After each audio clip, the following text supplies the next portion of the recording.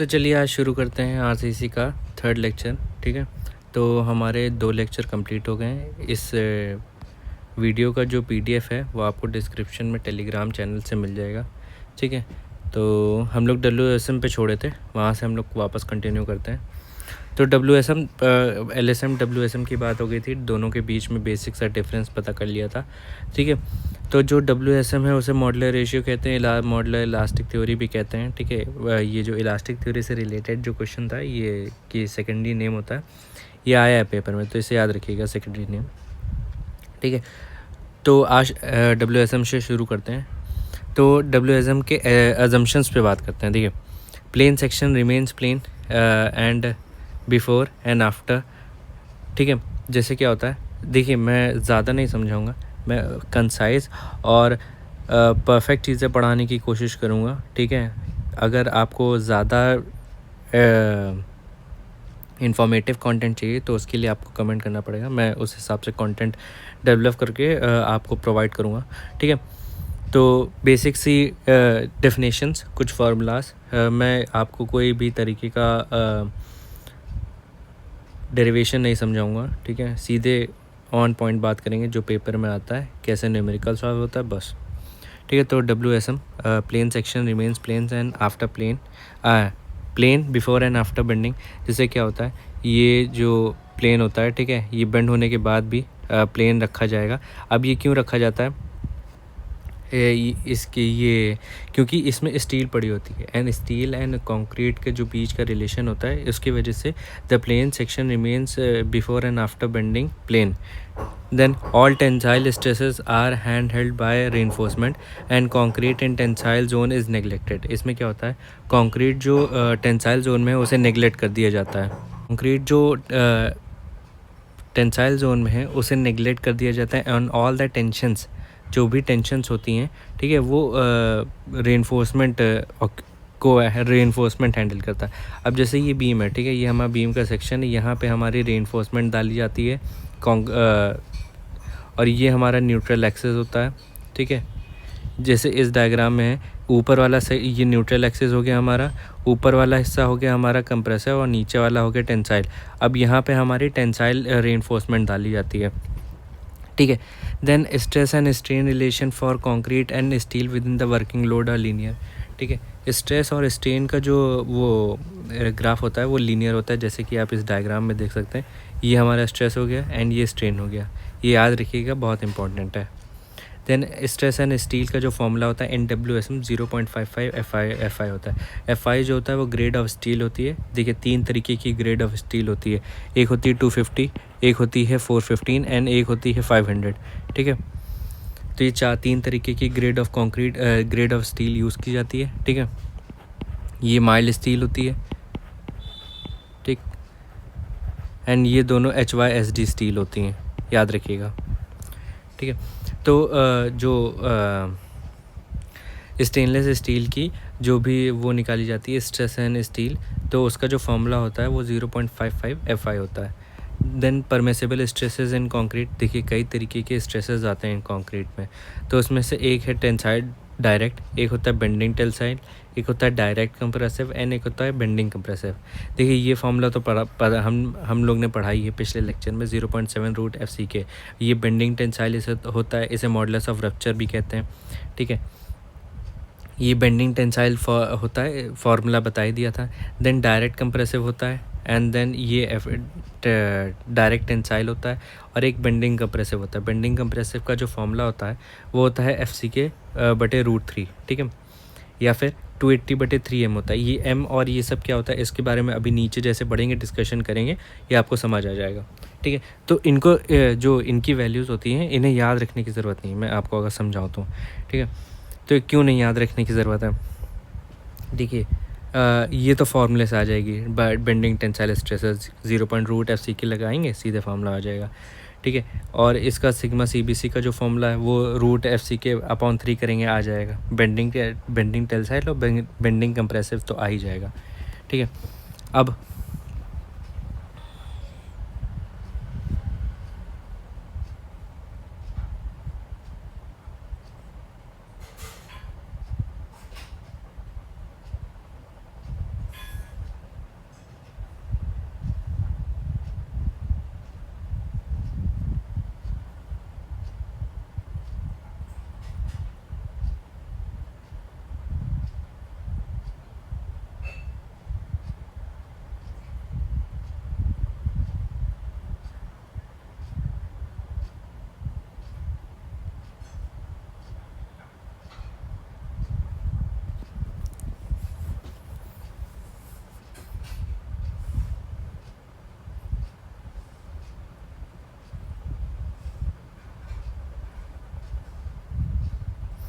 ठीक है। तो ये दोनों ज़्यादा इंपॉर्टेंट है, इनको याद रखेंगे फॉर्मूला बेस्ड। फिर सिग्मा CBC जो होता है ये होता है बेंडिंग कंप्रेसिव स्ट्रेसेस। ठीक है, इसका जो फॉर्मूला होता है FC के √3 होता है, ये याद रखिएगा। और बेंडिंग टेंसाइल जो होता है वो √0.7 √FC के होता है। फिर मॉडुलर रेशियो, देखिए मॉडुलर रेशियो क्या होता है, it is the ratio of Young's modulus of elasticity to Young's modulus of concrete. ठीक है, और ये इस पर न्यूट्रल एक्सिस डिपेंड करती है। ठीक है, ये न्यूट्रल एक्सिस को डिफाइन करने के लिए एक बहुत बड़ा फैक्टर होता है। ठीक है, मेजरली इन WSM। तो इसका जो फॉर्मूला होता है वो होता है 280/3 सिग्मा CBC। ठीक है, और इसमें क्रीप कंसिडर्ड होती है, याद रखिएगा ये फॉर्मूला, ये जो क्वेश्चन है कि जो क्रीप कंसिडर्ड होती है, इसमें याद रखिएगा क्रीप कंसिडर्ड है, इसे ज़रूर याद रखिएगा। क्योंकि जो ES अपॉन EC होता है, modulus of elasticity upon modulus of concrete का जो फॉर्मूला होता है, इसमें क्रीप नहीं कंसिडर की जाती, तो याद रखिएगा। ठीक है, अगर फॉर्मूला वाइज देखें तो 2 × 10⁵ अपॉन 5000 √FC के होता है। तो इसमें, ठीक है, एंड इसमें, इन दोनों में अंतर जो होता है वो अराउंड 20% प्लस माइनस का होता है, याद रखिएगा। ये पिछले लेक्चर में भी बताया था, अगर पिछला लेक्चर आपको देखना है तो चैनल पे अपलोडेड है, वहाँ जाके आप देख सकते हैं। Then long term modular ratio ES upon EC। फिर देखिए ये 1/+θ कैसे आया, ES अपॉन EC को डिवाइड कर देंगे 1+θ से, तो जब ये रोटेट होके आएगा तो ये हो जाएगा ऐसे। ठीक है, देन टोटल लोड देखिए कैसे निकलता है, लोड इन स्टील और लोड इन कंक्रीट जो हैंडल करता है उसे कहते हैं। और जो लोड स्टील है वो M times of load of concrete होता है, ये भी याद रखिएगा। तो मैं आपको बता रहा था कि जो लोड इन स्टील होता है वो M times of load in concrete होता है। ठीक है, अब इसको फॉर्मूले में रखेंगे तो ये ऐसे आ जाएगा। ठीक है, याद रखिएगा ये ऐसे होता है। ठीक है, फिर जो M times of area of steel है, ये AS जो होता है, मैं लिख देता हूँ, AS जो होता है वो एरिया ऑफ स्टील होता है। तो M times of area of steel is transformed form of concrete into steel in tensile zone. रुकिए, देखिए अब मैं बताता हूँ, यहाँ पे एक एक्स्ट्रा पेज ऐड करते हैं। ठीक है, तो ये क्या होता है मैं आपको समझाता हूँ, ज़्यादा नहीं समझना है, कुछ चीज़ें पॉइंट याद रखिएगा। ठीक है, कि जो AC होता है, area of concrete equal to M times of area of steel होता है, ये याद रखिएगा फर्स्ट थिंग। ठीक है, क्योंकि इससे रिलेटेड एक क्वेश्चन आया था, वो एक बार पूछा गया था। ठीक है, उसे थोड़ा सॉल्व करके निकालना था। फिर इसके बाद जो आप याद रखेंगे कि जो P टोटल होता है, टोटल लोड जो होता है वो load in concrete and load in steel होता है। ठीक है, तो ये PC इंटू AC हो जाएगा। ठीक है, मतलब ये देखिए ये फोर्स की बात हो रही है। ठीक है, एंड ये प्रेशर इंटू एरिया करेंगे, फिर ऐसे स्टील का प्लस करेंगे। देन जब ये सॉल्व करेंगे, ठीक है, PC equal to AC plus M times of PC into AS। अब इसमें से हम लोग कॉमन ले लेंगे, PC को AC plus M time of AS। Okay, ST मतलब समझ गए होंगे आप, जहाँ पे S लिखा है वहाँ पे एरिया ऑफ स्टील होगा। तो जो टोटल एरिया होता है, तो ये हो गया हमारा टोटल एरिया। ठीक है, याद रखिएगा total area.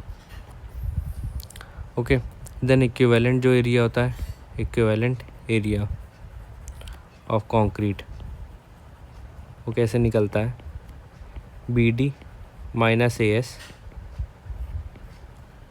Plus M time of AST। Okay, फिर इसे भी अगर सॉल्व कर दें तो BD plus M-1 into AST हो जाएगा। ठीक है, अब ये BD और ये क्या है, ये हमारी बीम हो गई, ये हमारी विड्थ हो गई, ये हमारी टोटल डेप्थ हो गई, ये हमारी वो टेंसाइल इन्फोर्समेंट हो गई, एंड ये हमारी इफेक्टिव डेप्थ हो गई। ठीक है, अब देखिए इसमें ज़्यादा कुछ इम्पोर्टेंट नहीं है याद रखने वाला, एक ये चीज़ याद रखिएगा, ये सबसे ज़्यादा इम्पोर्टेंट है, ठीक है। बाकी कुछ याद रखे ना रखिए। फिर critical depth of neutral axis पे बात करते हैं। देखिए critical depth of neutral axis को जो निकालने का फॉर्मूला होता है वो K इंटू डी होता है। अब K क्या है एंड D क्या है? D तो है हमारी इफेक्टिव डेप्थ। अब K क्या है? K जो होता है हमारा एक फैक्टर होता है, ठीक है, जो K की वैल्यू होती है वो हमारी ये होती है, ठीक है। अब उसको याद रखने के लिए मैंने इसे बेसिक उसमें सॉल्व कर दिया, तो ये याद रखिएगा आप, ठीक है, कि मैं इसे ढंग से लिख देता हूँ, sigma C B C M sigma C B C upon M sigma C B C plus sigma S T, ठीक है। फिर इंटू डी करेंगे तो हमारा ये हो जाएगा न्यूट्रल एक्सिस। अब ये क्या है? डेप्थ ऑफ न्यूट्रल एक्सिस निकालने का फॉर्मूला है। डेप्थ ऑफ न्यूट्रल एक्सिस, जैसे इस डिस्टेंस से इस डिस्टेंस कितनी डीप है हमारी न्यूट्रल एक्सिस, ये, ठीक है, ये हमें बताने का फॉर्मूला काम करता है। ये फॉर्मूला याद रखिएगा, बहुत इंपॉर्टेंट है ये formula, M sigma C upon M sigma C plus sigma S T into D, ठीक है। और ये जो ये पार्ट है ये हमारा के को रिप्रेजेंट करता है, ठीक है। फिर depth of neutral axis factor जो के है हमारा, ठीक है, उसको ऐसे भी लिख सकते हैं, M upon M plus R, ठीक है। और आर की वैल्यू क्या होती है? Sigma S T upon sigma C B C, ठीक है। Then 280 upon 3 sigma C B C consider partly effects of long term of creep, जैसे कि डिस्कशन किया था, क्रीप इसमें कंसिडर्ड होता है। देन फॉर डेप्थ, अब देखिए ये जो फॉर्मूला है, ठीक है, ये फॉर्मूला बहुत इंपॉर्टेंट है, इसको याद रखिएगा। ये सब WSM की बात हो रही है, एंड WSM में जो डेप्थ ऑफ न्यूट्रल एक्सिस को निकालने का फॉर्मूला, ठीक है, ये आपको LSM में सब कुछ बेटर तरीके से याद समझ आएगा। ये आपको यहाँ पे बस फॉर्मूला रट लीजिए किसी तरह, ठीक है। अब इसका फॉर्मूला क्या होता है? डेप्थ ऑफ न्यूट्रल एक्सिस, ठीक है, वो हो गया था on the basis of modular ratio. अब ये होगा हमारा on the basis of calculation. तो इसका जो फॉर्मूला होता है B into X A upon 2 equal to M minus M A S T bracket में D माइनस एक्स ए, ठीक है। इससे डेप्थ ऑफ न्यूट्रल एक्सिस निकलेगा। एक बार फिर से रिपीट करते हैं, B into B X A upon B X A into X A upon 2 equal to M A S T D minus X A. अब ये जो एक्स ए क्या है हमारा, इस पर डिस्कशन करते हैं। देखिए ये हमारा स्ट्रेस डायग्राम है, ठीक है। इसमें एक्स ए जो है हमारा, यहाँ पे मैंने कहीं लिखा होगा, यहाँ पे डायग्राम नहीं बना है, रुकिए मैं बना देता हूँ। यहाँ पे एक्स ए क्या था हमारा, ये हमारी हो गई बीम, रुकिए, ये हमारी हो गई बीम, ठीक है। अब इस बीम को और बेटर तरीके से बनाते हैं, ठीक है।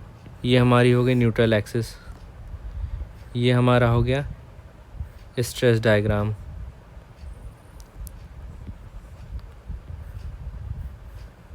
ठीक है। अब यहाँ पे हो गई हमारी टेंसाइल एनफोर्समेंट, ये हमारे, अब तो यहाँ से यहाँ तक का डिस्टेंस जो होता है वो हमारा D हो गया, ये हो गया हमारा B, ठीक है। एंड ये टोटल जो होता है वो हमारा हो जाएगा ओवरऑल डेप्थ, ठीक है। तो ये जो होता है हमारा, ये होता है एक्स ए, ठीक है, ये होगा हमारा D minus X A, and इसी का आधा हो जाएगा एक्स ए अपॉन 2, ठीक है। यहाँ पे हमारी कंप्रेसिव फोर्सेस लगती हैं एंड यहाँ पे हमारी टेंसाइल फोर्सेस लगती हैं, एंड ये इसके बराबर होगा, ठीक है, याद रखिएगा, नीचे तक नहीं लेके जाना है। तो इसमें आपको फॉर्मूला कौन सा याद रखना है? डेप्थ फॉर कैलकुलेशन और डेप्थ और neutral axis, B into X A upon 2 equal to M A S T D minus X A, ठीक है। इस फॉर्मूले को याद रखिएगा, बहुत इंपॉर्टेंट है। देन कंप्रेसिव फोर्सेस का फॉर्मूला, ये सब मैं LSM में और बेटर तरीके से समझाऊंगा। जब आप LSM समझ जाएंगे तो WSM आपको खुद से ईजी लगने लगेगा। तो जो कंप्रेसिव फोर्स का जो फॉर्मूला होता है वो होता है half B stress in concrete into X A, फिर से बोलेंगे, half of B X A sigma C, ठीक है। टेंसाइल फोर्सेस का फॉर्मूला होता है सिग्मा एस टी, मतलब stress in steel into area of steel, ठीक है। लीवर आर्म क्या होता है बता देता हूँ मैं। ये हमारा जो डिस्टेंस होता है यहाँ से लेके यहाँ तक का जो डिस्टेंस होता है उसको कहते हैं लीवर आर्म, ठीक है। और लीवर आर्म का फॉर्मूला क्या होता है वो यहाँ मिलेगा आपको, ये D-x/3, ठीक है, लीवर आर्म का फॉर्मूला होता है। अच्छा हाँ, एक मिनट, कंप्रेसिव फोर्स तक का होता है फॉर्मूला, ठीक है। कंप्रेसिव फोर्स से लेके डेप्थ ऑफ टेंसाइल रिइंफोर्समेंट तक लेके उसके बीच का जो डिस्टेंस होता है उसे लीवर आर्म बोलते हैं। एंड लीवर आर्म का फॉर्मूला होता है NWSM D-x/3, ठीक है। तो एक बार फिर से सारा रिपीटिशन मारेंगे। डेप्थ ऑफ न्यूट्रल एक्सिस का formula B/x/2 equal to M/AST bracket में D-x, फिर कंप्रेसिव फोर्सेस का formula half BXA sigma C, ठीक है। टेंसाइल फोर्स का formula σST into AST, lever arm का formula D-x/3। Then moment of resistance का formula क्या होता है, फोर्स इंटू लीवर आर्म, ठीक है। जो मोमेंट ऑफ रेजिस्टेंस का फॉर्मूला देखिए, मोमेंट ऑफ रेजिस्टेंस क्या होता है, ऐसा फोर्स जो मोमेंट को रेजिस्ट करे उसे मोमेंट ऑफ रेजिस्टेंस कहते हैं, ठीक है। इसका फॉर्मूला क्या होता है, देखिए बेसिक जो फॉर्मूला होता है वो होता है, अच्छा जैसे मैंने यहाँ लिखा फोर्स इंटू लीवर आर्म, तो फोर्स हमारा compressive force BXA into half of BXA into sigma C, ठीक है। और लीवर आर्म से इंटू कर देंगे D-x/3, ठीक है। तो ये हमारा फॉर्मूला हो जाएगा, यहाँ पे ऐसे होगा तो ये हमारा कंप्रेसिव फोर्सेस का फॉर्मूला हो जाएगा। Moment of resistance in compression, फिर moment of resistance in tension का फॉर्मूला हो जाएगा AST, ये सिग्मा ST हो जाएगा, AST into sigma ST D-x/3, ठीक है। फिर देखिए इसमें 3 कंडीशंस होती हैं, LSM में भी WSM में 3 कंडीशंस होती हैं, ठीक है। 3 कंडीशन सब कैसे, on the basis of neutral axis. अब वो कैसे होती है जस्टिफाई, उस पर डिस्कशन करते हैं। जैसे कि ये हमारा आप स्ट्रेन डायग्राम देख सकते हैं, ठीक है। ये हमारा बेसिक सा स्ट्रेन डायग्राम होता है। अब जैसे इसमें क्या होता है, एक होती है क्रिटिकल न्यूट्रल एक्सिस, एक होती है एक्चुअल न्यूट्रल एक्सिस। अब अगर देखिए ये जो फॉर्मूला है अंडर रेनफोर्स सेक्शन में अगर अप्लाई करेंगे, जब actual depth of neutral axis, ठीक है, एक्चुअल डेप्थ ऑफ न्यूट्रल, इसे ना देखिए अभी, XC और XC लिमिटिंग जो यूज़ होता है वो LSM में यूज़ होता है। अभी इसमें देखिए XA और XC में, ठीक है, ये बाद में यूज़ करेंगे, अभी रखे रहने दीजिए, कन्फ्यूजन ना हो और आप रिलेट कर पाएँ रिलेटेड टू LSM, इसलिए मैंने लिख रखा है, ठीक है। तो जो actual depth of neutral axis है, ठीक है, अगर वो छोटी है with respect to critical neutral axis, then it is called under reinforce section, ठीक है। अब ये देखिए, ये हो गई हमारी critical depth of neutral axis and ये हो गई हमारी actual depth of neutral axis, ठीक है। तो अगर XA XC से छोटा है तो it is under reinforce section and steel reaches it limit first, ठीक है। इसमें क्या होता है, स्टील अपनी यील्डिंग की तरफ सबसे पहले पहुंचता है कंपेयर टू कंक्रीट, ठीक है। तो इससे क्या होता है, पहले स्टील तो यील्ड करती है, अब स्टील जब यील्ड करती है तो हमें इंडिकेशन मिल जाता है, एंड स्टील डक्टाइल होती है तो यील्ड करने से हमें वो मिल जाता है इंडिकेशन, ठीक है। जैसे कि लिखा है डक्टाइल फेलियर हैपन्स, पहली बात तो डक्टाइल फेलियर होता है and it gives indication of failure, ठीक है। Concrete is always under stressed condition, याद रखिए कंक्रीट जो होती है इसमें अंडर स्ट्रेस्ड कंडीशन में होती है और जो स्टील होती है ये ओवर स्ट्रेस्ड कंडीशन में होती है। Always this section is considered, अब देखिए इसमें जो होती है जो सेक्शन यही कंसिडर किया जाता है क्योंकि डक्टाइल कंडीशंस प्रोवाइड करता है, इंडिकेशन प्रोवाइड करता है, ठीक है, सेफर कंडीशंस प्रोवाइड करता है। Then depth of actual neutral axis shift upwards, क्या हम जरा वीडियो बना रहे हैं। इसमें क्या होता है, actual depth of neutral axis ऊपर की तरफ शिफ्ट हो जाती है, जैसे कि आप स्ट्रेन के डायग्राम में देख सकते हैं।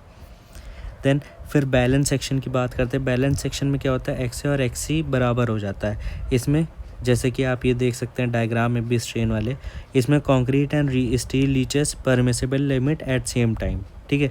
It also shows ductile failure, section is preferred for economy and safety, ठीक है। इसमें दोनों एक साथ फेलियर शो करते हैं, ठीक है। ये भी अच्छा कंडीशन शो करता है और ये भी डक्टाइल फेलियर शो करता है, एंड ये भी काफ़ी प्रिफर किया जाता है on the basis of economy and safety. Then over reinforce section, ये सबसे बेकार सेक्शन होता है क्योंकि ये किसी भी तरीके का इंडिकेशन नहीं देता है। इसमें क्रिटिकल न्यूट्रल एक्सिस से बड़ी हो जाती है एक्चुअल न्यूट्रल एक्सिस, और जो एक्चुअल न्यूट्रल एक्सिस है ये डाउन की तरफ शिफ्ट हो जाता है, ठीक है। कोई भी तरीके का इंडिकेशन नहीं, और ये ब्रिटल फेलियर शो करता है। देखिए कॉन्क्रीट रीचेस लिमिट फर्स्ट, ठीक है, before and it shows brittle failure. Steel is under stressed condition, and जो कंक्रीट होती है वो ओवर स्ट्रेस्ड कंडीशन में होती है, इसीलिए हमारी कंक्रीट फेल कर जाती है।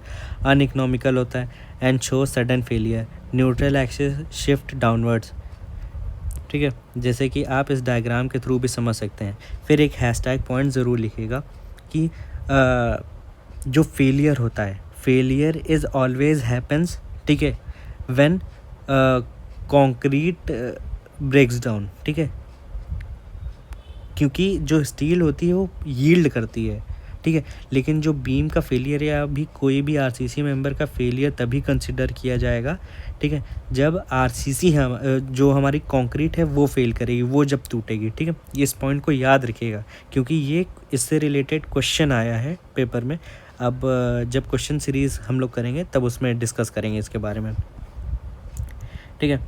देन इसमें जैसे के की वैल्यू जो होती है, के हम लोग ने पहले पढ़ा है, वो ये न्यूट्रल एक्सिस फैक्टर होता है, ठीक है।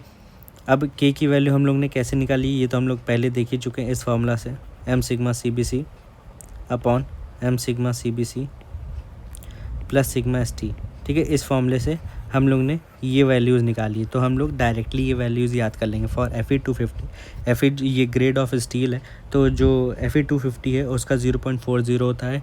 Fe 415 का जो होता है वो 0.289 होता है, एंड Fe 500 का 0.253 होता है, ठीक है, इसे याद रखिएगा। Then moment of resistance from the tensile side होता है in under reinforce section. Balance section में moment from compression and tension दोनों तरफ से लगता है, और ओवर रेनफोर्स सेक्शन में जो होता है moment of resistance from compression side लगता है, ठीक है, याद रखिएगा।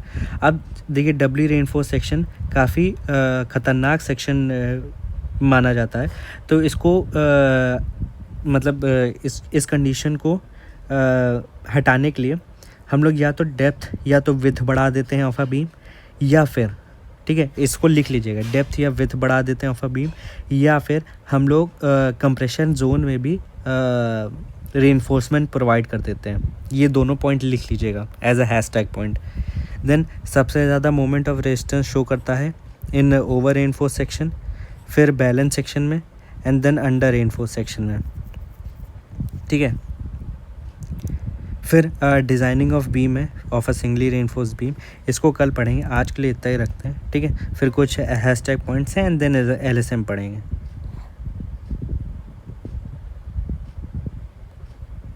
देन ये डिज़ाइनिंग है of a singly reinforce beam, ठीक है। इसमें आपको कुछ चीज़ें याद रखनी, QBD स्क्वायर, ठीक है, या फिर ये सब आप ना याद रखिए, इसको डायरेक्टली LSM सेक्शन में पढ़ेंगे, ठीक है।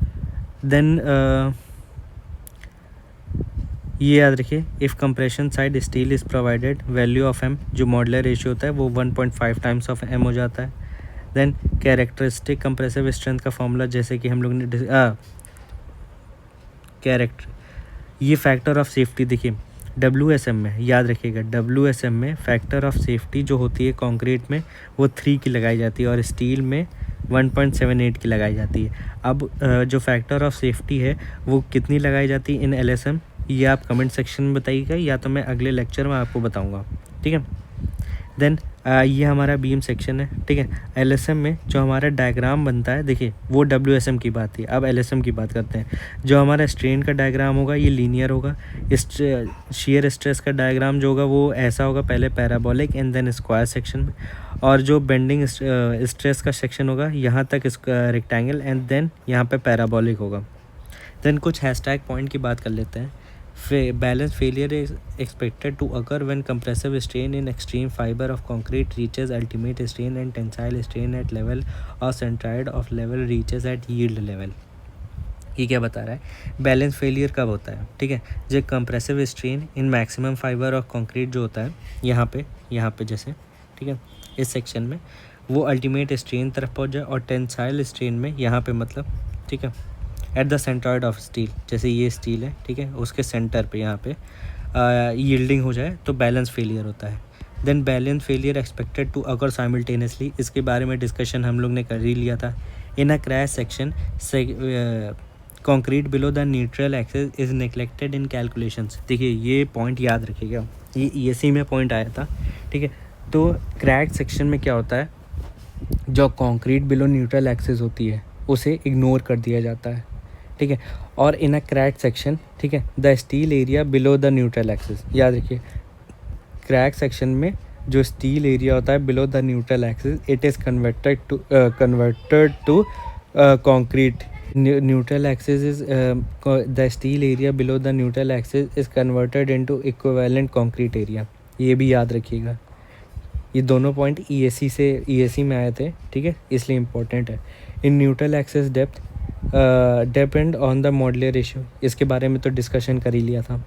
Then under reinforce section concrete develops stress less than the allowable stress and steel develops allowable stress, इसके बारे में भी हम लोग ने डिस्कशन कर लिया था. देन इस फॉर्मूला को भी हम लोग ने डिस्कशन कर लिया था. जो R होता है वो हमारा क्या होता है, यहाँ पे ये होता है हमारा sigma ST upon sigma CBC, ठीक है, ये हमारा R की वैल्यू है. Then in WSM factor of safety applied to material only and factor of safety applied for, ये कहाँ पे क्या हो गया, factor of safety is apply to material only, ठीक है, और सिर्फ एक बार अप्लाई होता है, ये भी याद रखिए. Then WSM material is under estimated, इसके बारे में डिस्कशन हम लोग ने कर ही लिया था. और load is not over estimated. मैंने शायद पहले लेक्चर में गलत बता दिया था कि लोड को ओवर एस्टिमेट करते हैं, बट यहाँ पे सही पॉइंट लिखा है, ठीक है. यहाँ के हिसाब से आप याद रखिएगा कि WSM में जो लोड होता है उसे अंडर एस्टिमेट कर देते हैं मटेरियल को, देन बट लोड को ओवर एस्टिमेट नहीं करते हैं. Then in WSM designing load is equal to characteristic load, ठीक है, ये भी याद रखिएगा, ये कहीं ना कहीं किसी ना किसी क्वेश्चन में आया है, ठीक है. तो ये आपका WSM यहाँ पे कंप्लीट होता है. कल से हम लोग LSM पढ़ेंगे. ये कुछ पॉइंट्स हैं, ठीक है, याद रखिएगा. फिर जब क्वेश्चन करेंगे तो आपको और भी चीज़ें समझ आएंगी on the basis of questions, कैसे क्वेश्चन पूछे जाते हैं RCC में. तो आज के लिए इतना ही रखते हैं, ठीक है. कमेंट करके ज़रूर बताइएगा कैसा लगा वीडियो, ठीक है. Thank you.